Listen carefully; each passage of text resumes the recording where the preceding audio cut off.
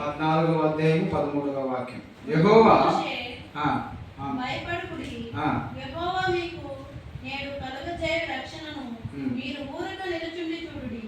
మీరు నేను చూచిన ఐగుప్తీయులను ఇక మీదట మరి ఎన్నడూ చూడరు. അവിടെ ഇങ്ങനെ നമ്മൾ വായിച്ചു. ఇక్కడ మనం చదువుకున్నాం కదా ఇప్పుడు. അതിന് മോശെ, అందుకు మోషే ജനത്തോട് ఈ ప్రజలతో మాట్లాడుతున్నాడు.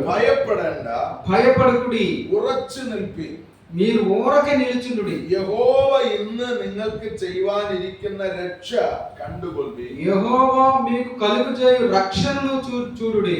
നിങ്ങൾ ഇന്ന് കണ്ടിട്ടുള്ള മിസ്രയീമ്യരെ, మీరు ఇప్పుడు చూస్తున్న ఈ ఐగుప్తీయులను ഇനി ഒരു നാള് കാണുകയില്ല.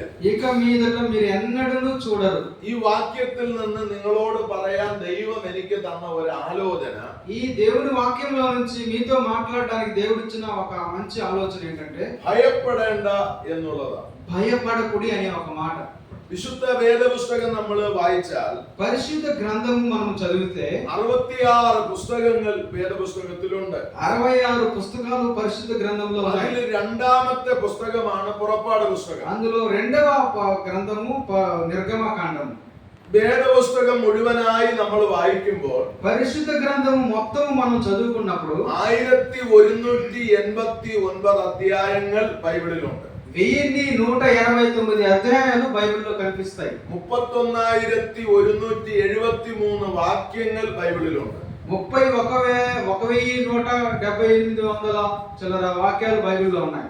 ഈ വാക്യങ്ങളുടെ എവിടെ നമ്മൾ നോക്കിയാലും ദൈവത്തിന്റെ ശക്തിയെ നമുക്ക് കാണാൻ പറ്റും. ఈ వాక్యాలు ఎక్కడ చూసినా దేవుని శక్తి మనకు కనిపిస్తుంది. മനുഷ്യനെ സ്നേഹിക്കുന്ന ദൈവത്തെ കാണാൻ പറ്റും. మనిషిని ప్రేమించే దేవుని మనం చూడగలం. മനുഷ്യനെ വിടുവിക്കുന്ന ദൈവത്തെ നമുക്ക് കാണാൻ പറ്റും. మనుషులను విడిపించే దేవుని మనం చూడగలం. നമ്മൾ വായിച്ച ഈ വേദഭാഗത്തിന്റെ പശ്ചാത്തലം നമ്മൾ പഠിച്ചാൽ, ఈ చదివిన దేవుని వాక్యాన్ని యొక్క దాని ఉద్దేశాన్ని మనం గ్రహిస్తే, പുറപ്പാട് പുസ്തകം തന്നെ ఈ నిర్గమకాండంలోనే 12ാം അധ്യായം 12వ అధ్యాయంలో 40ാമത്തെ വാക്യം ആരെങ്കിലും ഒന്ന് വായിക്കണം. 40వ వాక్యం ఎవరైనా చదువుతారా? 12:40 నిర్గమకాండము. ఇశ్రాయేలు ఐగుప్తులో నివసించిన కాలము 430 సంవత్సరములు.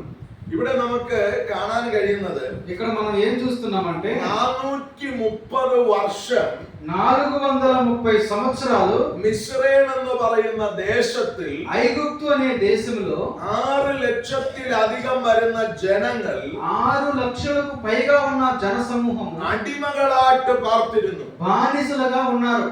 ഇവരെങ്ങനെ നടക്കണമെന്ന് അവിടുത്തെ രാജാക്കന്മാർ തീരുമാനിക്കും. వీళ్ళు ఎలా జీవించాలా, నడుచుకోవాలనేది అక్కడ ఉన్న రాజులు తీర్మానం చేస్తారు. ഇവരെന്ത് കഴിക്കണമെന്ന് തീരുമാനിക്കുന്നത് അവരാണ്. వీళ్ళు ఏమి తినాలన్నా ఆ రాజులు మాత్రమే చెప్పాలి. ഇവരെങ്ങനെ ജോലി ചെയ്യണമെന്ന് തീരുമാനിക്കുന്നത് അവരാണ്. వీళ్ళు ఏ విధమైన పని చేయాలన్నా వాళ్ళే తీర్మానం చేయాలి. ഇവർക്ക് ശമ്പളം കൊടുക്കണോ കൊടുക്കണ്ടയോ എന്ന് തീരുമാനിക്കുന്നത് അവിടുത്തെ രാജാക്കന്മാരാണ്. వీళ్ళకి జీతం ఇవ్వాలా ఇవ్వకూడదు అనేది కూడా వాళ్ళ చేతిలోనే ఉంది. ഇവരുടെ ജീവിതത്തിൽ ഒരു സ്വാതന്ത്ര്യവുമില്ല. వారి